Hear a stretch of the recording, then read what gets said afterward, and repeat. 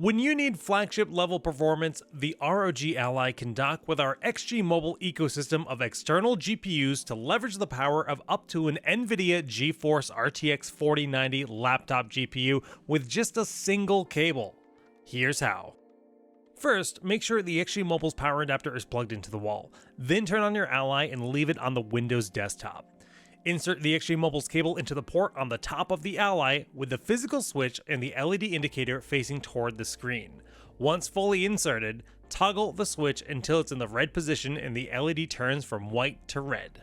Follow the on-screen prompts to pair the Ally with the XG Mobile. Do not start any games until this process is complete.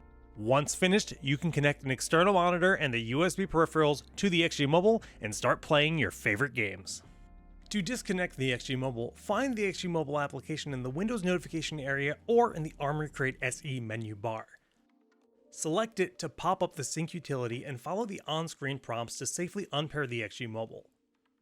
Once complete, toggle the switch from the red position, then hold the tabs on both sides of the XG Mobile connector to safely detach the cord from the port.